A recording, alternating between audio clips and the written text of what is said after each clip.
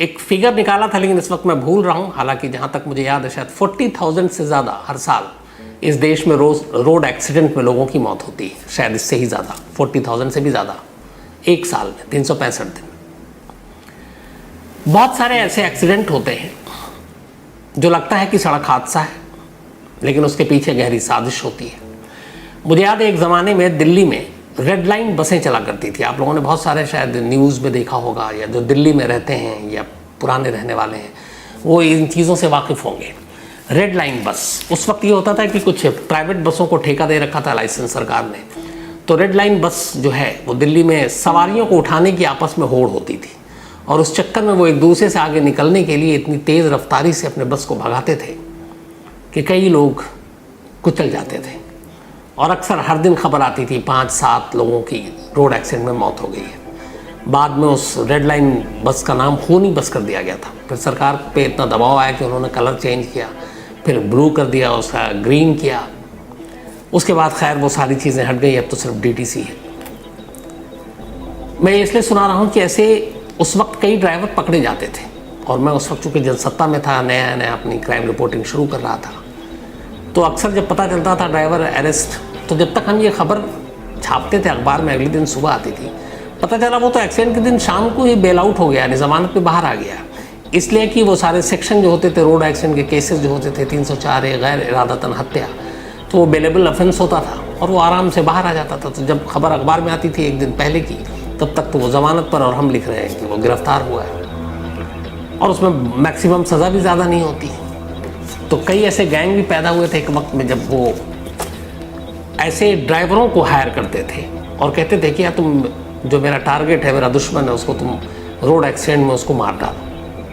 अब कत्ल का पता चले तो सज़ा ज़्यादा है, लेकिन अगर किसी गाड़ी के नीचे कुचल कर मार दिया और ये साबित ना हुआ कि ये रोड एक्सीडेंट है या कत्ल है, तो फिर तो कुछ नहीं है। एक तो बेल आउट आसानी से, ज़मानत, और सज़ा भी मैक्सिमम कितनी, कुछ महीने की, बाहर आ जाएगा। ऐसे कई DTC के ड्राइवर थे उस वक्त, और DTC में भी रहे और रेड लाइन में भी, जिन्होंने एक बार कुचला, ज़मानत पर बाहर आए, दोबारा ड्यूटी की, फिर दोबारा किसी को मारा, फिर तीसरी बार वापस आए, फिर ड्यूटी की। मतलब 5-5, 6-6, 7-7 लोगों की जान लेने के बावजूद वो सड़क पे बस चला रहे हैं। ऐसे भी किस्से थे, और इसकी मैंने बहुत सारी रिपोर्टिंग भी की थी उस वक्त। ये सारी चीज़ें इसलिए बता रहा हूँ कि आज की जो कहानी है, वो कहानी ऐसी रोड एक्सीडेंट के पीछे की एक गहरी साजिश की कहानी है। और इत्तेफाक से अभी कुछ दिन पहले एक फ़ैसला भी आया, तो वो कहानी सुनाऊँ उससे पहले उसकी भी जानकारी दे दूँ कि आप लोग जानना भी चाह रहे थे। आपको याद होगा पिछले साल 28 जुलाई 2021 को धनबाद में एक डिस्ट्रिक्ट जज की मौत हो गई थी, और वो कहानी मैंने आपको सुनाई थी। वो उस वक्त CCTV फुटेज भी था। वो सुबह सुबह मॉर्निंग वॉक कर रहे थे, और बिल्कुल सड़क के किनारे सड़क खाली थी। अचानक एक टेम्पो पीछे से आता है और उनको कुचलते हुए निकल जाता है। तस्वीर से साफ था कि वो सड़क खाली थी, टेम्पो सीधे जा सकता था, लेकिन वो बिल्कुल अपने आप जब देखता है कि वो जज साहब किनारे हैं, वो उसी तरफ गाड़ी को मोड़ता है और फिर उनको कुचलता है, और फिर वापस बीच सड़क पर आता है और निकल जाता है। तो उस वक्त उसको लेके बहुत सारे सवाल उठे थे कि एक आम रोड एक्सीडेंट है या साजिश है। जज साहब बहुत सारे मुकदमे देख रहे थे, धनबाद में बहुत सारे बाहुबली हैं, तो किसी ने निपटा तो नहीं दिया। तो ये सारी चीज़ें थी। उसके बाद मामला फिर CBI को सौंपा गया। CBI ने अपनी तफ्तीश की। 2 लोगों को गिरफ्तार किया गया था इस मामले में। एक का नाम था लखन वर्मा और एक का नाम था राहुल वर्मा। ये ड्राइवर थे टेम्पो के। और अभी इसी 28 जुलाई के एंड में या अगस्त के फर्स्ट वीक में धनबाद की एक अदालत ने अपना फैसला सुनाया। उसने इन दोनों लोगों को जज साहब की मौत का जिम्मेदार ठहराया है, और इन दोनों लोगों को ताउम्र कैद की सज़ा दी है। यानी जब तक जिंदा रहेंगे ये उम्र कैद ही इनकी पूरी है, जेल के अंदर रहेंगे। अब लेकिन सवाल ये है कि किसी भी कत्ल के लिए क्राइम में ये कहा जाता है, क्राइम रिपोर्टिंग में, क्राइम इन्वेस्टिगेशन में, कि एक मोटिव और एक मकसद होना चाहिए। लेकिन यहाँ अजीब है कि 2 लोगों को उम्र कैद की सज़ा तो सुना दी निचली अदालत ने, लेकिन मोटिव और मकसद था क्या था, उस पर पूरी तरह से रोशनी नहीं डाल पाई, न CBI न अदालत। और इसलिए कहते हैं कि अब ये ऊपरी अदालत में जब मामला जाएगा तो शायद ये सारे फैसले पलट जाएं और कुछ और चीज़ें निकलें। इस केस का फैसला सुनाते हुए जज साहब ने एक लाइन कही थी कि हर मर्डर में मोटिव या इंटेंशन होना ज़रूरी नहीं है। अभी आप में बड़ी अजीब बात है कि बगैर मोटिव और इंटेंशन के कत्ल कैसे होता है। हाँ, जो बिना प्री प्लान किए हुए अचानक एक झगड़ा हुआ, हम एक दूसरे को मार रहे हैं, और हमें ये नहीं है कि मारना है, बस ये है कि कई मारपीट होती है, हर मारपीट कत्ल की मंशा से नहीं की जाती है। कई बार ऐसी जगह पे लग जाती है चोट के आदमी मर जाता है, जैसे नवजोत सिंह सिद्धू वाला केस आपको याद होगा। तो वहाँ पे तो ये ठीक है, लेकिन अब ये इंटेंशन या मोटिव नहीं हो हर मर्डर के पीछे, तो वो सिर्फ हादसे हो सकते हैं। जो भी मर्डर होगा फिर तो वो मोटिव होगा, उसके पीछे इंटेंशन होगा। अब इस केस में ये कहा गया है कि कोई ज़रूरी नहीं है कि हर मर्डर के पीछे इंटेंशन या मोटिव हो। तो सवाल ये है कि फिर इन दोनों को उम्र कैद की सज़ा क्यों दी गई? अगर ये अचानक हुआ, गलती से हुआ, तो फिर कम सज़ा होनी चाहिए थी। तो जजमेंट में ही कंट्राडिक्शन है। अब उसमें ये कहानी जो आ रही है अभी तक वो ये है कि ये दोनों जज साहब का मोबाइल लूटना चाहते थे और पीछे से उन्होंने टक्कर मारी थी और मोबाइल लूटकर भागना चाहते थे, लेकिन फिर वो उसी चक्कर में गलतफहमी में जज साहब के ऊपर टेम्पो चढ़ गई और उनकी मौत हो गई और ये सारी चीज़ें। लेकिन जज साहब का खुद परिवार इस फैसले से संतुष्ट नहीं। उनका कहना है कि जो दो लोगों को पकड़ा आपने, लखन वर्मा और राहुल वर्मा, ये बड़ी छोटी मछलियाँ हैं, साजिश कहीं गहरी है। अगर ये दोनों इन्होंने कत्ल किया है तो फिर इशारा करने वाला कोई और है, और इन दोनों का जज साहब से सीधे कोई दुश्मनी का कोई सबूत भी नहीं मिला ना CBI की पूरी चार्जशीट में। तो ये सारी चीज़ें हवाई है अभी तक। अब उम्र कैद की सज़ा तो दे दी। अब ये भी कहते हैं कि निचली अदालत आजकल बड़े दबाव में रहती है। अब हाई प्रोफाइल केस, उसे मालूम है एक जज साहब की मौत हुई है झारखंड हाई कोर्ट में, जो रांची हाई कोर्ट उस तक ने फटकार लगाई थी, तो शायद उस दबाव में ऐसे फैसले आए। लेकिन जिस तरीके का ये फैसला है, मुझे नहीं लगता है कि ये ऊपरी अदालत में टिक पाएगा, और तभी टिकेगा जब मोटिव, इंटेंशन, सारी कड़ियों को जोड़ा जाए और CBI पर भी फिर उंगली उठेगी। तो ये एक रोड एक्सीडेंट को एक अदालत ने झारखंड में एक जज साहब की मौत को ये बताया है कि ये एक मर्डर है और इस मर्डर के लिए दो लोग जिम्मेदार हैं और उन्हें उम्र कैद की सज़ा सुना दी है। ये तो अपडेट और कहानी। अब आज की कहानी के ऊपर आते हैं। ये कहानी गुजरात की है, अहमदाबाद की है, और कहानी है 24 जून की। 24 जून की सुबह गुजरात में एक पॉश एरिया है, बल्कि गुजरात के पास वो जो एक शहर है अहमदाबाद के पास, वस्त्राल। तो इसी वस्त्राल में एक कॉलोनी है और उस सोसाइटी का नाम है गैलेक्सी कोरल सोसाइटी। अच्छी खासी पॉश कॉलोनी है। यहाँ तमाम अमीर लोग रहते हैं, कारोबारी रहते हैं, बाकी भी VVIP रहते हैं। तो इसी गैलेक्सी कोरल सोसाइटी के में ही एक बिजनेसमैन रहा करता था। नाम था शैलेश प्रजापति। उम्र करीब 43 साल। ठीक ठाक घराने से, शादी हो चुकी, एक पत्नी और 2 बच्चे, और कंस्ट्रक्शन का बिजनेस। शैलेश प्रजापति की आदत थी कि वो सुबह मॉर्निंग वॉक पे निकलते थे पाबंदी के साथ, करीब 6 बजे के आसपास। 24 जून 2022, अभी यही 2 महीने पहले, वो फिर मॉर्निंग वॉक पर अपनी रूटीन की तरह जा रहे थे। अचानक एक गाड़ी पीछे से आती है और उन्हें टक्कर मार के चली जाती है। कुछ लोग देखते हैं, उसके बाद उन्हें फ़ौरन अस्पताल ले जाया जाता है, लेकिन डॉक्टर साहब कहते हैं कि देर हो गई, अब इनकी सांसें थम चुकी हैं, अब ये जिंदा नहीं है। इस दौरान में चूँकि एक्सीडेंट हुआ, कुछ लोगों ने देखा, अस्पताल पहुंचा दिया, घर वालों को खबर नहीं थी। तो जो शैलेश प्रजापति के ससुर थे, वो जब उनके दामाद घर नहीं लौटे तो उन्होंने पुलिस में रिपोर्ट लिखाई थी, लेकिन तब तक रोड एक्सीडेंट की एक और रिपोर्ट आ चुकी थी। फिर उन लोगों ने पहचान लिया कि ये उनके अपने हैं, तो खैर उन्होंने रिपोर्ट लिखाई और बाद में वही एक रिपोर्ट की एक लापरवाही से हुई मौत का मामला दर्ज किया गया और सेक्शन 304A, यानी कि वही गैर इरादतन हत्या और सड़क हादसे का मामला, ये पुलिस ने दर्ज कर लिया। और दर्ज करने के बाद अब पुलिस ने उस गाड़ी को ढूंढना शुरू किया जिस गाड़ी से एक्सीडेंट हुआ, लेकिन गाड़ी मिली नहीं। लेकिन जो सारी कहानी थी, जो चश्मदीद थे, सारी चीज़ें जो लोगों ने भी देखी थी, कुछ जिसने हादसा, उनके बयान के बाद पुलिस ने ये मान लिया था कि एक रोड एक्सीडेंट का सिंपल सा मामला है और इसी सड़क हादसे में शैलेश जी की मौत हो गई। अब रोड एक्सीडेंट इतने सारे देश में होते हैं और पुलिस आमतौर पर रोड एक्सीडेंट के केस को, ये सच्चाई है, उतनी सीरियसली नहीं लेती है। तो वहाँ की पुलिस भी फिर आराम से हो गई कि चलो रोड एक्सीडेंट का एक मामला है, एक बिजनेसमैन की मौत हो गई, किसी ने टक्कर मार दिया था, बात आई गई हो गई। घर वालों ने भी कोई शक किसी पे जताया नहीं। कुछ दिन बीते। इसी दौरान में जिस जगह पे एक्सीडेंट हुआ था वहाँ इत्तेफाक से एक CCTV कैमरा लगा हुआ था और उस कैमरे के जो फुटेज थे वो किसी ने सोशल मीडिया पर डाल दिया। सोशल मीडिया पर डाला गया तो वो थोड़ी देर में वायरल हो गया।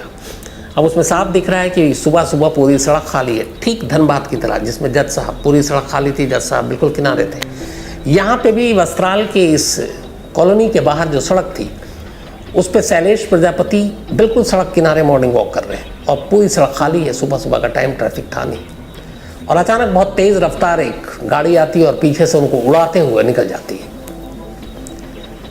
तो इसके वायरल होने के बाद लोगों ने अपनी अपनी राय दी और ये हुआ कि ये रोड एक्सीडेंट कैसे हो सकता है जब पूरी सड़क खाली है, तो एक गाड़ी बिल्कुल किनारे आकर और किसी को उड़ा के यूं चली जाए, ऐसा लगता है कि ये कोई इसके पीछे साजिश है। वीडियो पुलिस तक भी पहुंचती है। अब पुलिस जो अब तक ये मान के चल रही थी कि रोड एक्सीडेंट का मामला है और घर वालों ने भी कोई कंप्लेंट तो की नहीं, ना किसी की दुश्मनी की बात की, तो उसे भी लगा कि चलो अब जांच कर लेते हैं, क्योंकि अब तक रोड एक्सीडेंट को समझकर वो खामोश बैठे हुए थे। अब ये वीडियो जब वायरल हुआ तो उन्होंने कहा जांच कर देते हैं। इसी दौरान में एक और चीज़ होती है। अभी पुलिस ये सोच ही रही थी कि जांच करते हैं, पुलिस स्टेशन में एक फ़ोन आता है, एक गुमनाम फ़ोन, और फ़ोन करने वाला कहता है कि ये जो एक बिजनेसमैन शैलेश प्रजापति की रोड एक्सीडेंट में मौत हुई है, कहानी रोड एक्सीडेंट की नहीं है, ये एक मर्डर है और इसके पीछे कहानी कुछ और है। आप तफ्तीश कीजिए, जांच कीजिए, सारा सच सामने आ जाएगा।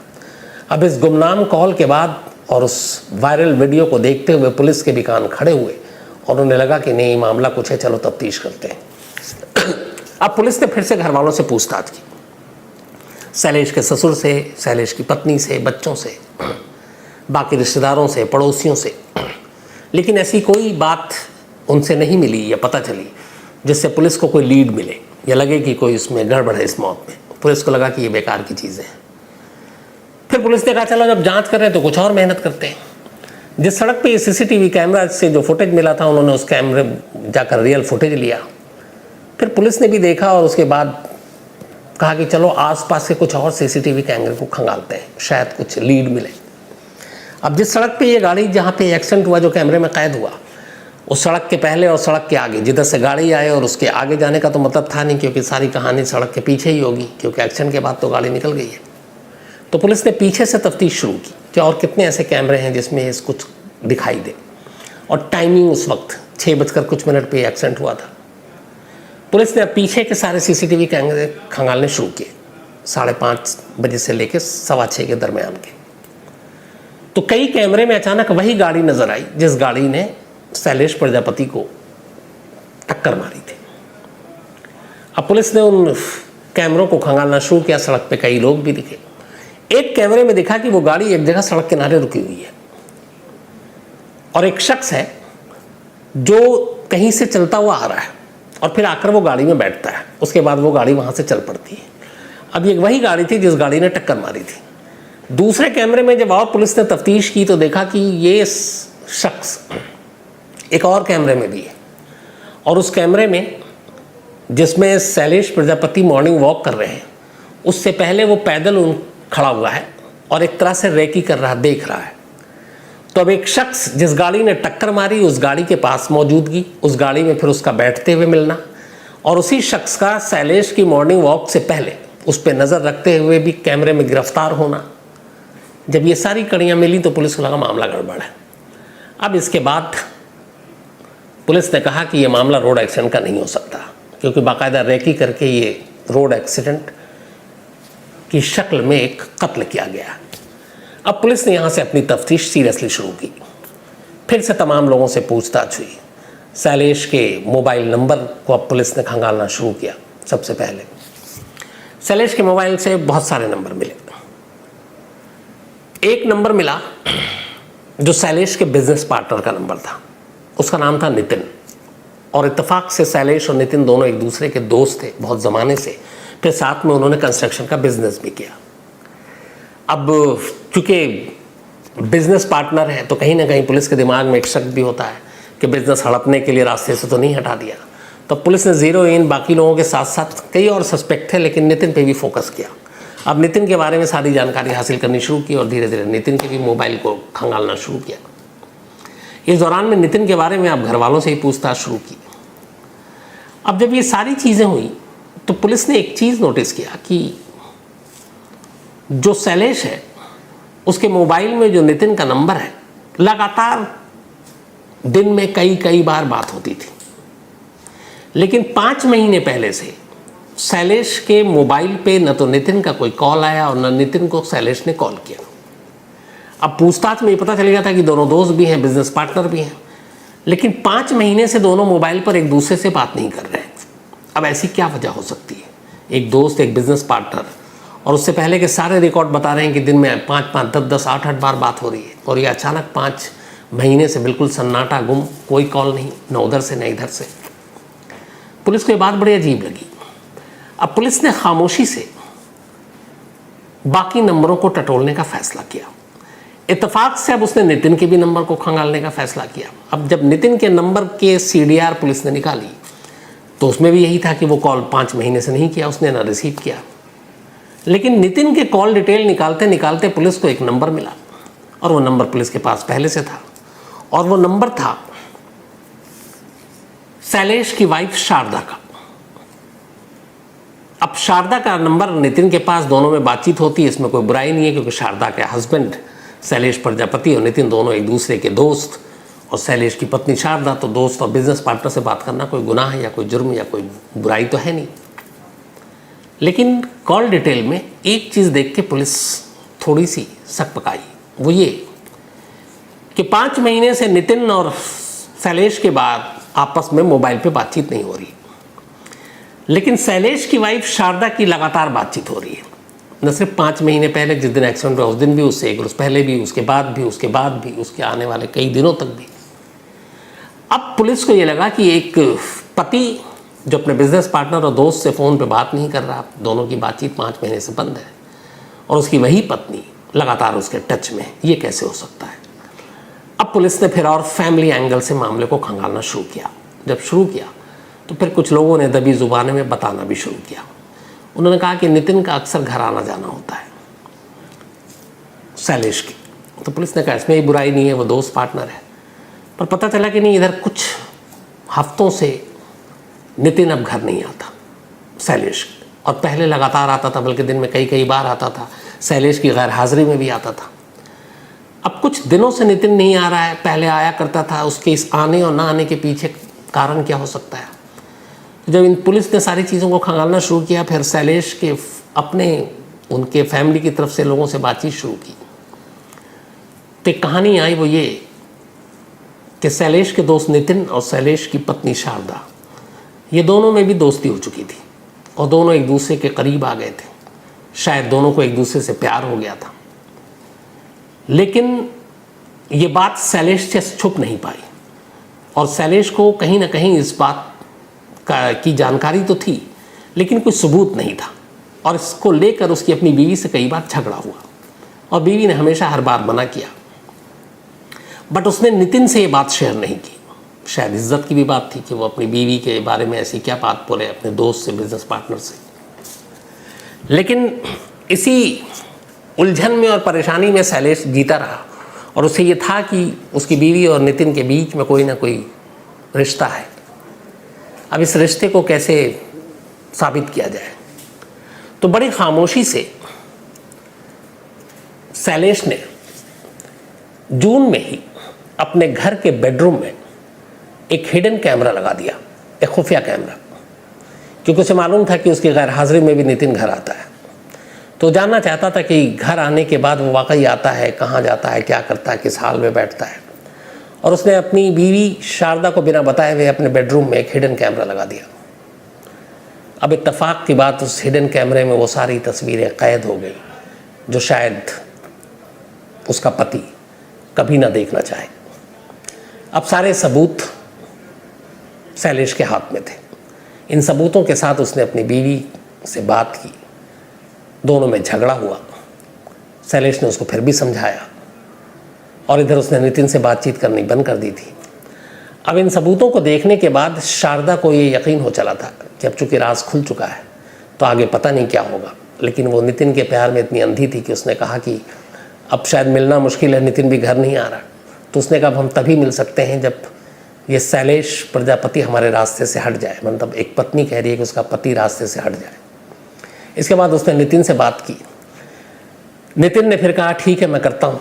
इसके बाद एक सुपारी किलर को इन्होंने ढूंढा, उस सुपारी किलर को ढूंढने के बाद जो पहली चीज़ थी वो ये थी